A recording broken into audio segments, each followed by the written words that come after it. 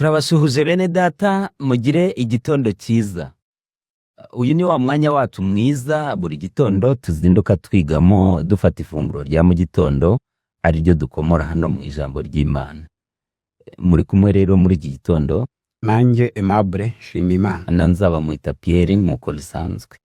Reka rero tubanze dupfukame dusenge. Data wa twese uri mu ijuru, tugushimiye cyane ukuntu turamukije muri kano kanya kugira ngo twige ijambo ryawe. Ni kubw'ubuntu bwawe n'imbabazi zawe bituramukije, none amagambo yatugiye kwiga tukoretse kugira ngo uyatuyoboremo. Buri muntu wese utega amatwi ijambo ryawe umuhe kuritekerezaho, kandi ayo magambo yatugiye kwiga atubere umuyobozi utuyobora umunsi ku wundi, intambwe ku ntambwe. Ikirutaho uduhe kuba maso n'ibihe by'imperuka no kwitegura Kristo Yesu rugubi kugaruka mu izina rya Yesu. Amen. Hanyuma reka dusabe mwene data Aimable atwibutse ingingo y'ejo twize hashize. Barakoze cyane. Ejo hashize twabonye ingingo ivuga ngo gukizwa kugira ngo ukorere abandi. Twabonyemo uburyo Imana yakijije Yona mu buryo bw'igitangaza, maze Yona agafata icyemezo cyo kuyikorera ayobugira ubutumwa bwiza. Twabonye nuko byagendekeye uwitwa Yohana Mariko, kandi twabonye yuko natwe Imana dukora imirimo ikomeye n'ibitangaza atari kubw'inyungu zacu bwite, ahubwo ari kugira ngo dukorere bagenzi bacu. Uyu munsi rero tugiye gukomeza twiga n'ingingo yo kuwa kane ivuga ngo imbaraga iri mu kwihana. Reka dusabe mwene data dukomereze iyi ngingo. Urakoze cyane. Ingingo kuwa kane ivuga ngo imbaraga iri mu kwihana, tugiye kureba ukuntu byagendekeye Nineve Yona agezeyo. Ngo rufi rwamurutse imusozi, ararangije amaso yibaza itahangana hera. Arebye abona ni Nineve, kuko yari ahazi. Icyambere cyabanje kumutangaza Yona ya transport Imana yamuhaye. Ajya itarushishi yaranje yishyura itiki. Yatanze horo rugezwe ari amafaranga yarasigaje mu mufuka, ariko yemera ko yatanga kugira ngo ahunga Imana. Ariko Imana imugeze Nineve nta tike imusabye. Nta mafaranga imusabye rwose. Murumva Imana atari nziza?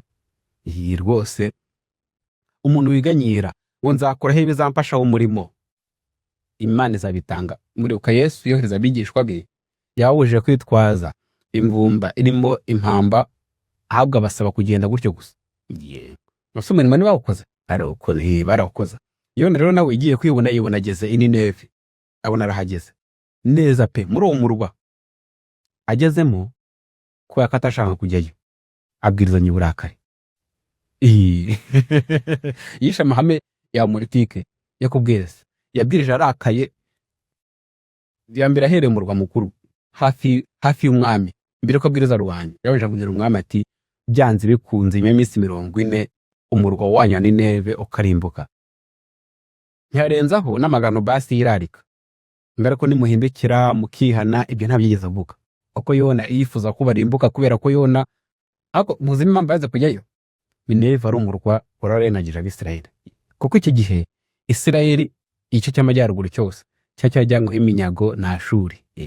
Babagije nabi, babakandamiza, babatoteza. Yona yifuza baye ko barimbuka rwose. Aragenda abwirizanya mujinya, arababwira ati nyuma y'iminsi 40 uyu murwa wanyu wa Nineve ukarimbuka. Akicecekera, hari ikindi kinongeraho. Umwami Gabyumbe na rubanda ugiye kudusomera icyo bakoze. Pierre agiye kudusomera icyo bakoze, uno turebe imbaraga ikomeye iri mu kwihana. Dusomera muri Yona 3 umurongo wa 4 ukomeze ugeze ku murongo wa 10. Yego.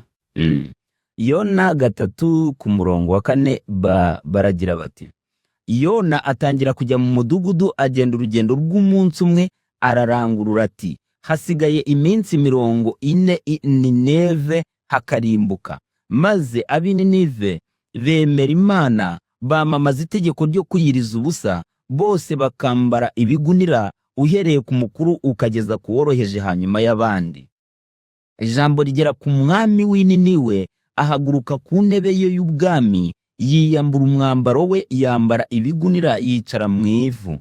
Ategeka itegeko, n'abatware be b'intebe baryamamaza Nineve bati umuntu wese ye kugira icyo asogongeraho, kandi amatungo n'amashyo n'imikumbi bye kurisha kandi igiye kunywa amazi, ahubwo abantu n'amatungo byose byambare ibigunira, abantu batakambire Imana bakomeje, kandi bahindukire umuntu wese areke inzira ye mbi, bareke n'urugomo bagira. Nta ubizi, ahari Imana yahindukira ikigarura ikareka uburakari bw'inkazi yari ifite ntiturimbuke. Imana ibonye imirimo yabo uko bahindukiye bakareka inzira yabo mbi, irigarura ireka ibyago yari yabageneye ntiyabibateza. Imana ni nziza.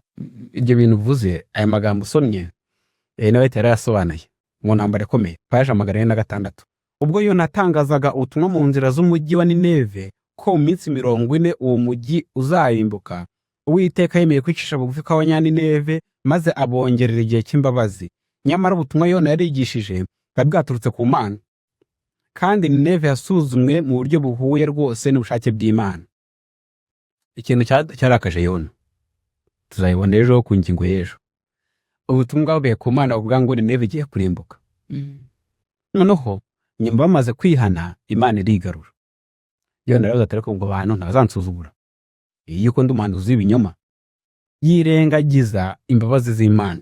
Rero ikintu dukwiriye kwitaho, dukwiriye kwigira muri iyi ngingo, kandi nekeza kuri by'ingenzi twanabiguza tukayibaho tukayisoza. Ikintu dukwiriye kwitaho cyane gikomeye ni uburyo Imana yigaruye. Usanga kenshi na kenshi dukunda kurenganya Imana, kuki wa Mana we ngusenga mu mafaranga ukayanyima. Ashobora gusaba Imana amafaranga nitiyago ikakwihorera. Ariko iyo wihannye rwose ukabwira Imana ndashaka kwihana, iki cyaha cyarananiye, mwarabibo murabizi yuko twabibonye mu ngingo zatambutse, yuko burya umuntu wese agira ingeso yamunaniye. Uwo ari we wese ubaho agira icyaha cyamunaniye, agira ingeso yamunaniye. Ushobora guseka umusambanyi ukamuseka, nyamara nawe ufitemo akantu k'ubu. Yesu ko abantu umuntu yimana akimana Imana ijyaye rwose bye, Imana ukayima ibyayo bitari ibyawe rwose, ugasanga amafaranga yose ukorewe yariye, uriyeho n'icyacumi cy'Imana, warangiza ugaseka umuntu urango atoya nazo, kandi nawe ari uko. Rero igihe ufashe umwanya ukiriza ubusugase nawe upfa biri neza byagenze, uhereye ku mwami kugeza ubwo n'amatungo n'ihene n'inka bazinyubatse, kugira ngo zimenye yuko ibintu byakomeye. Iyo Imana ibonye wicishije bugufi, kwiriza ubusa, ukihana, kugira ngo ucike ku ngeso mbi yakubase, Imana irigarura. Yarangiza ikagutsindira uwo mudayimoni, ikagutsindira icyo kibi kiri muri wowe, koko Imana ikakuboneza. Reka dusoza ngaho ingingo, ariko mbere ko kisoza Pierre yagiye cyakongeraho tukabona kuyivaho. Mu kwihana harimo imbaraga, nicyo kintu mbonyemo. Mu kwihana harimo imbaraga, kandi iyo abantu baganubikiye Uwiteka yitangira kuzana ikibi, niko ibyanditswe bivuga. Ariko birananagaje hano mu byanditswe byera ngo n'inyamaswa n'amatungo nira nayo yigirije ubusa ntiyarya rwose, ntiyarya. Bigaragare yuko abantu bininiwe koko bihanye by'ukuri pe, n'amatungo yawo rwose uwo munsi rizi gusa umwami ategeka itegeko, kandi rirumbirwa hose mu gihugu.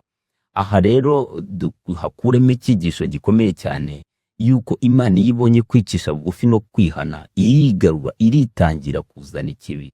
Nta kabuza rero Imana nibona mu mitima yacu harimo kwihana no kwatura no kugendera mu nzira zayo, ntabwo izatuzanira ibi byatuvuzeho. Ariko uzi impamvu Imana iha agaciro kwa kwihana kwabo, nuko byahereye ku mukuru ariwe mwami. Buriya muzi ko hari igihe urugo rwuganizwa n'ibibazo kubera umugabo.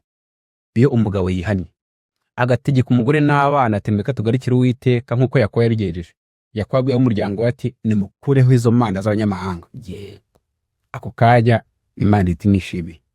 Igihe umukuru w'umuryango, umuyobozi w'itorero, uri ku ruhembe rwo hejuru, haba muri niyo muri misiyoni mu itorero lokale, igihe yafashe icyemezo ati mureka tugarikire Uwiteka Imana, iyo imurebye ihita imubonamo babana ayoboye, kandi ko wabana yamukurikize.